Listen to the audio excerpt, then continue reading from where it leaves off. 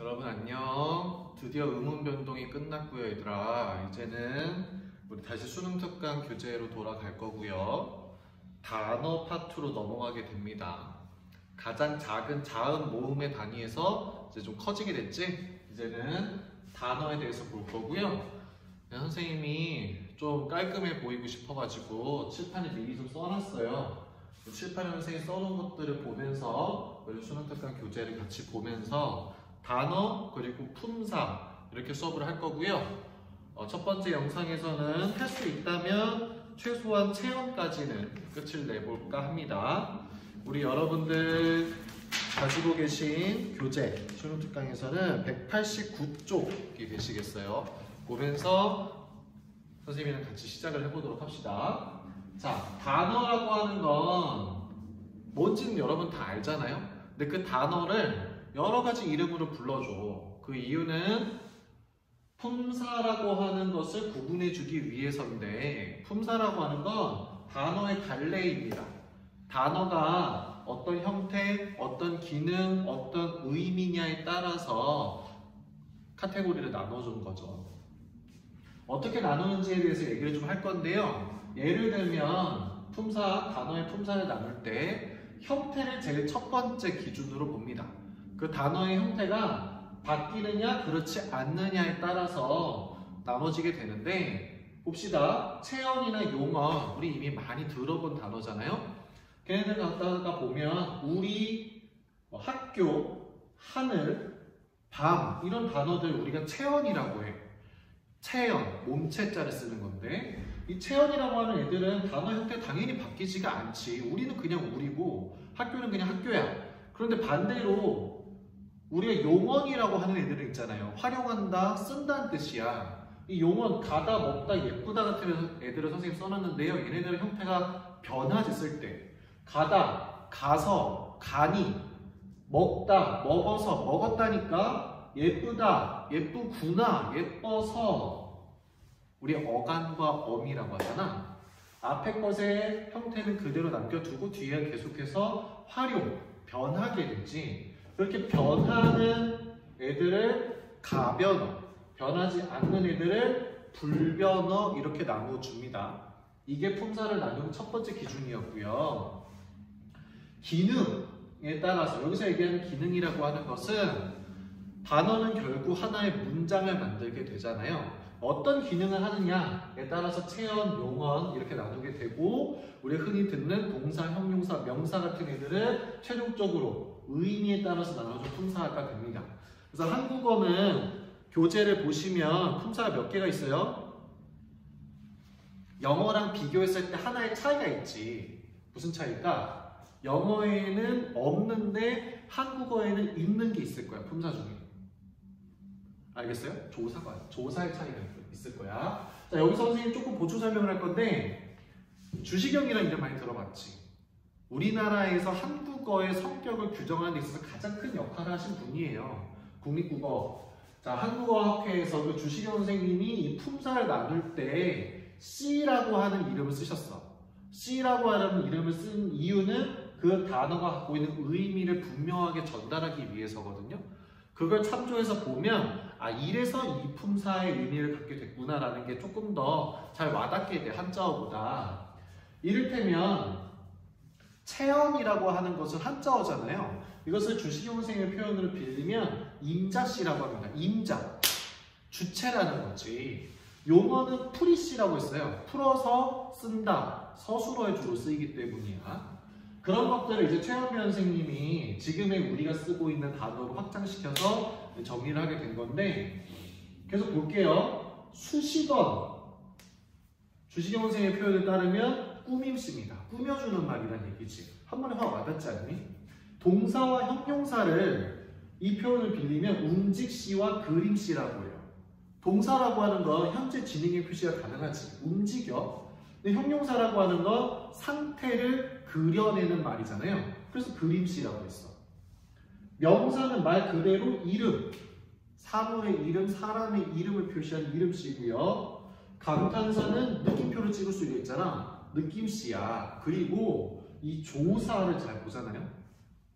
이런 걸 많이 들어봤을걸? 토씨 하나 틀리지 않고 똑같이 따라한다든지 내 말에 토달지마 이런 말 많이 썼을 거야. 들어본 적 있을 거야. 여기서 나온 말이에요.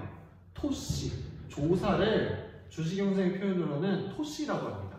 단어 뒤에 붙는 우리 은는, 이가, 을을 이런 걸 말하는 거지. 토씨라고 해. 이렇게 단어를 갖다가 형태와 기능과 의미에 따라서 품사를 구분해 주게 됩니다. 우리 교재 제일 처음에 보시면은요, 품사의 분류 전체적인 표가 있을 거예요. 그걸 보면서 하나씩 좀 확인을 꼭 해주시고, 그 표는 우리 의문에 변동할 때 자음체계표를 반드시 머릿속에 새겼어야 되는 것처럼 꼭 여러분 머릿속에 있어야 되는 겁니다. 넘겨서 이제부터 본격적으로 품사 중에 첫 번째 체언에 대한 얘기를 할 겁니다. 칠판을 봐주세요. 자, 체언. 아까 선생님이 변하지 않는다라고 했어요. 형태가. 그리고 주체의 역할을 하기 때문에 인자씨라는 이름도 갖고 있다라고 했어. 주체의 역할을 한다는 얘기는요, 전체 문장에서 주어나 목적어나 보어의 역할을 할 수 있다라고 하는 말입니다. 문장에서 주어라고 하면 누가 무엇을 한다 해서 누가를 말하지. 무엇을은 목적어잖아. 그런 자리에 들어가는 단어들이 체언이라는 거고요. 그 체언을 갖다가 형태나 문법적 특징으로 우리가 구분할 수 있는 첫 번째 방법은 체언의 앞에는 관형어가 붙어요. 예를 들면 선생님은 예로 들게 추쌤이라고 하자. 추쌤은 명사지. 체언이야. 형태는 바뀌지 않아. 추쌤은 추쌤이지. 그런데 그 추쌤 앞에 수염난, 머리가 큰 이런 말을 붙인다고 치자. 관형어를 붙여서 체언을 꾸며줄 수가 있잖아. 그렇게 앞에 관형어 붙을 수가 있고요. 체언의 뒤에는 조사가 붙죠.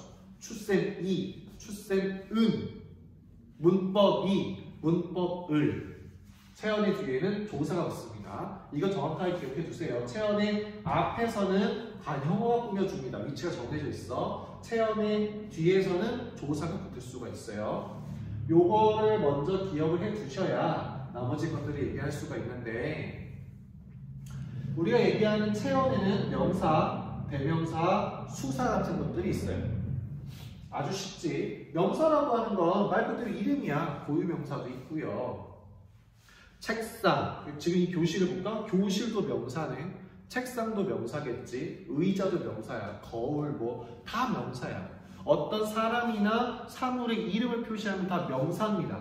그런데 우리가 어렵게 하는 건 의존 명사예요. 명사는 명사인데 둘이 무슨 차이가 있냐면, 의존 명사라고 하는 건요, 혼자서 쓸 수가 없지. 반드시야. 반드시 관형어가 앞에 필요해. 그렇기 때문에 관형어의 의존을 받는다라고 해서 의존 명사라고 하고요. 앞에 있는 관형이랑 띄어서 씁니다. 띄어쓰기가 있냐 없냐를 갖다가 의존 명사 구분하기도 하거든. 의존 명사 예시들을 보면 것, 다, 수, 줄 이렇게 써놨어. 이것만 봐서는 알 수가 없지. 무엇을 하는 띄고 것이라고 쓰잖아. 것만 쓰진 않지. 이렇게 앞에 관형어가 붙어서 명사로 표시하는 걸 의존 명사라고 해. 나는 어떻게 어찌할 바를 모른다라고 띄어서 쓸 겁니다. 나는 그걸 할 수 없어. 나는 그걸 할 줄 몰라 라고 쓰지. 앞에 관형어가 붙어요. 우리 앞에서 의문의 변동할 때 관형어 리을, 을이 뒤에 오면 대소리 대기가 나타난다는 규칙도 있었을 거야. 그럴 때처럼 이렇게 할 수, 할 줄 대소리 대기가 되지. 의존 명사였어. 걔네들 다 이렇게 혼자서는 쓸 수가 없고요. 반드시 띄어서 쓰고요. 관형어가 필요한 거 의존 명사라고 하고요. 지금 몇 시 몇 분이냐? 선생님이 지금 이 영상을 찍고 있는 지금은 1시 38분쯤 됐거든. 한 띄고 시를 쓰지. 시도 의존 명사였어. 시간을 표시하는 시. 그래서 띄어서 쓰는 거야. 이걸 우리가 의존 명사라고 합니다. 나중에 문법 문제들을 푸시다 보면 생각보다 많이 등장하는 게 의존 명사니까 잘 좀 기억을 해두셨으면 좋겠고요. 대명사는 뭐 사실 선생님이 그렇게 설명할 건 없는 것 같아. 이거, 그거, 저거, 그, 그녀. 여러분들은 선생님은 영어를 잘하니까 대명사가 뭔지는 다 아실 거라고 생각해. 수사로 넘어가자. 수사라고 하는 건 숫자나 순서를 셉니다. 숫자만 하는 건 아니야. 그래서 양수사가 있고 서수사가 있어요. 양수사라고 하는 건 교재를 보시면 하나, 둘, 1, 2, 3처럼 말 그대로 수량, 숫자를 세는 거고요. 첫째, 둘째, 셋째 순서를 표시하는 서수사도 있을 거야. 영어도 마찬가지다. 1, 2, 3가 있지만 first, second, third도 있잖아. 발음 좀 구리지. 이렇게 양수사와 서수사를 구분하는 건 어디서나 다 등장을 하고요. 이걸 조금 더 재미있게 공부하는 방법이 있어. 여러분 다 아실걸? 선생님이 되게 열심히 봤는데 영국남자 조씨 있지. 잘생겼잖아. 그 영국남자 조씨가 한국어에 대해서 설명하는 유튜브 영상이 되게 많아. 선생님이 만약 여러분들 교실에 있었다면 그 영국남자 같이 보면서 문법에 대한 얘기도 좀 할 수 있었을 것 같아. 왜냐면 얘가 한국어를 되게 잘해요. 그리고 그 영국남자 한국어 영상 중에 외국인들이 한국어의 수사를 접하고 멘붕에 빠지는 장면이 나오거든. 왜냐면 한국어는 수사 종류가 되게 많아. 고유어 수사도 있고 한자어 수사도 있거든. 우리나라는 순한글도 순우리말도 쓰지만 한자어를 또 쓰잖아요. 겹쳐서 쓰지. 그러다 보니 굉장히 헷갈리는 게 되게 많은데, 그래서 선생님은 칠판에다 뭐 좀 써놨어.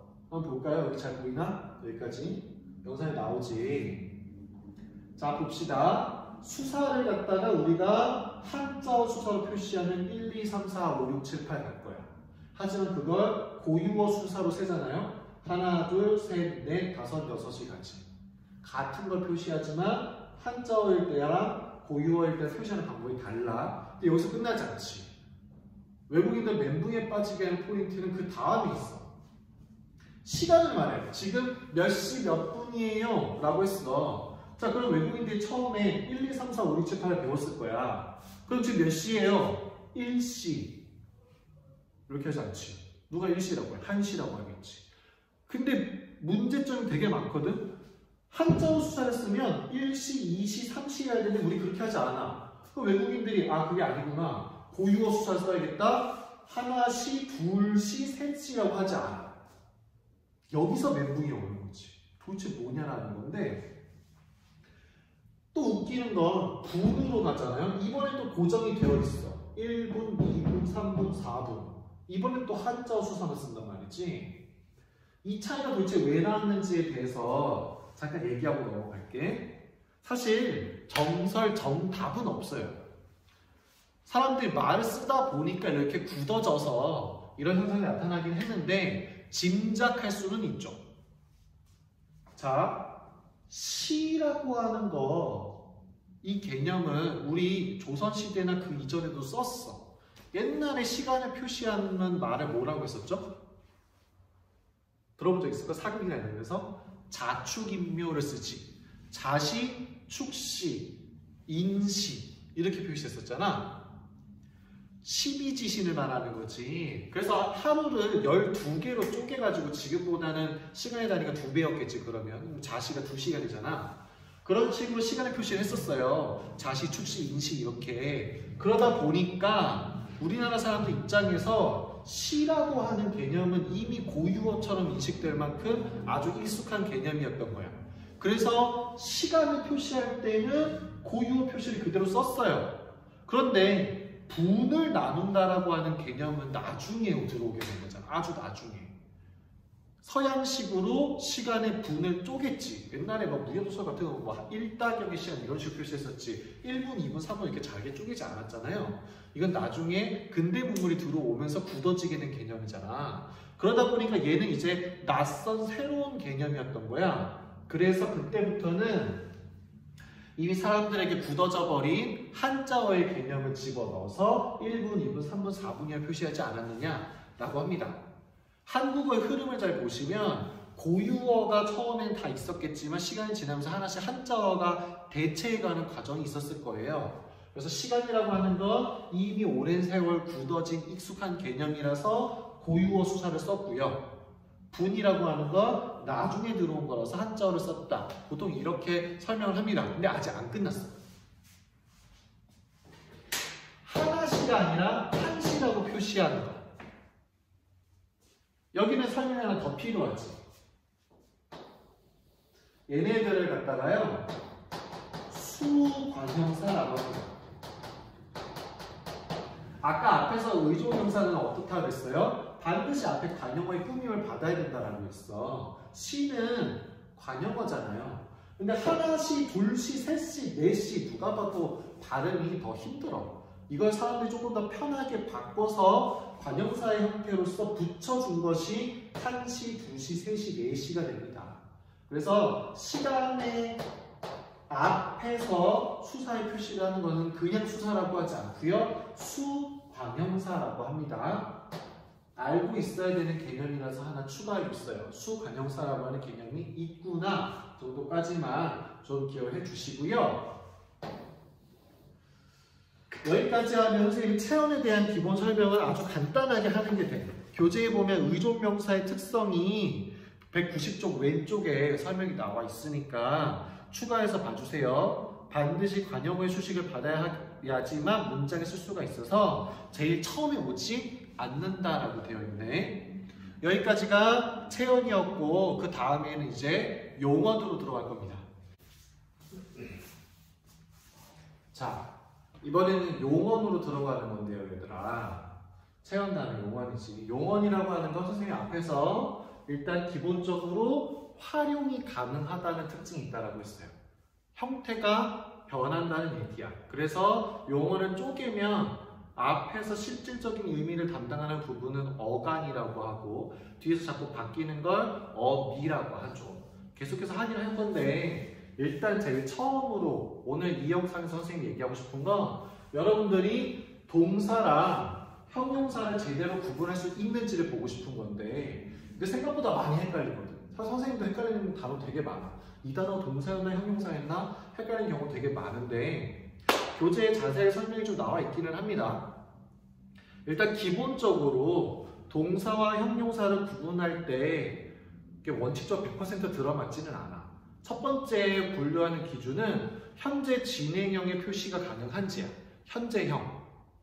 예를 들어서 동사 가다 같은 경우에는 간다고 가는 중이라고 얘기할 수가 있는데 형용사는 또 그렇지가 않아. 현재형 표시 여부에 따라서 달라지고요. 두 번째는 명령. 동사는 명령형이 가능한데 형용사는 그렇지 않다라고 얘기하고요. 아니면 뒤에 붙는 말, 는이 붙으면 동사라고 하고 는이 아니라 그냥 니은이 붙으면 형용사라고 한대요. 이게 참 어려운데 사실은 아까 주식영 선생님이 분류했던 걸 떠올려 보잖아요. 단어가 갖고 있는 기본적인 의미를 떠올려 보면 조금 잘 구분할 수가 있어. 일단 우리 예시로 한번 선생님 칠판에 써놓은 것도 한번 구분 한번 해볼까요? 자, 뛰다는 동사야 형용사야? 뛰다. 동사지. 왜냐면 뛴다가 돼. 난 뛰는 중이다라고 할 수 있어. 뛰어라 가능하지. 동사야. 예쁘다는 어때? 예쁘다. 예뻐라 말이 안 되잖아. 예쁜 예쁜 책상이 말이 되나 모르겠는데 아무튼 예쁜 책이라든지 니은이 붙고요. 현재형을 표시할 수가 없어. 예쁘는 중이다, 예뻐지는 중이다.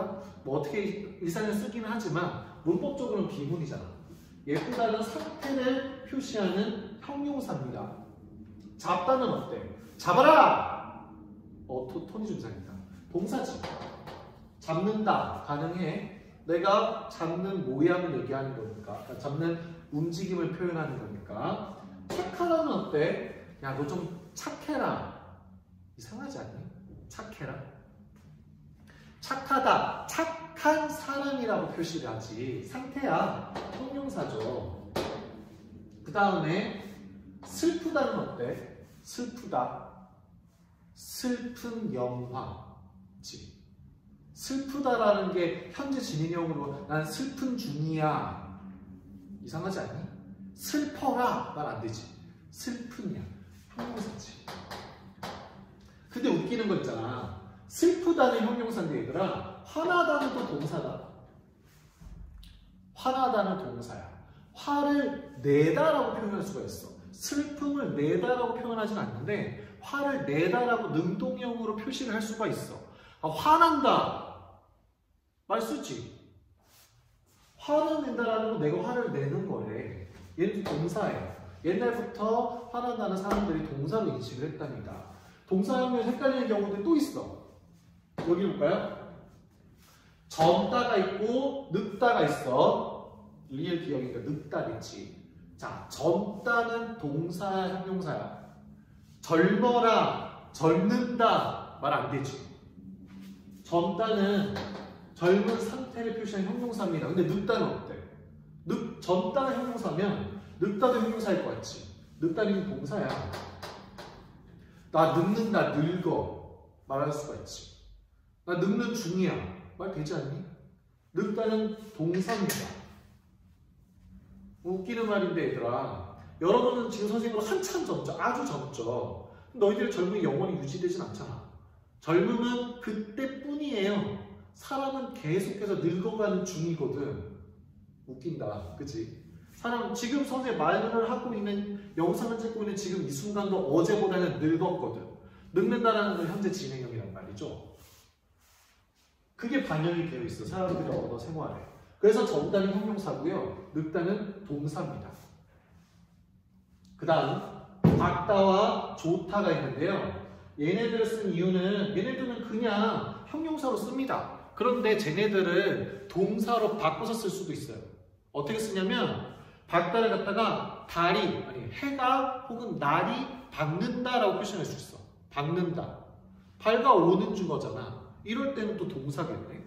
좋다 자체는 형용사일 수 있는데 내가 너를 좋아한다, 좋아해, 좋아하다라고 표시하는 순간 품사가 또 바뀔 수가 있어. 이 얘기를 하는 이유는 뭐냐면 이런 거 우리가 품사의 통용이라고 하는데요. 품사의 통용이란 품사가 형태가 문장의 쓰임에 따라서 형태가 바뀌고 그러면서 품사가 바뀌는 일들이 생각보다 굉장히 많습니다. 한국어는 품사가 완벽하게 고정되어 있지 않고요. 어떤 쓰임과 형태냐에 따라서 계속 바뀔 수가 있어요. 그래서 외국인들이 한국어를 공부할 때 굉장히 어려운 거거든. 한국어라고 할 때 한글 자체는 굉장히 쉬운 글자인데 한국어는 굉장히 어려워. 왜냐하면 예외도 엄청 많고 계속 형태가 변하기 때문입니다.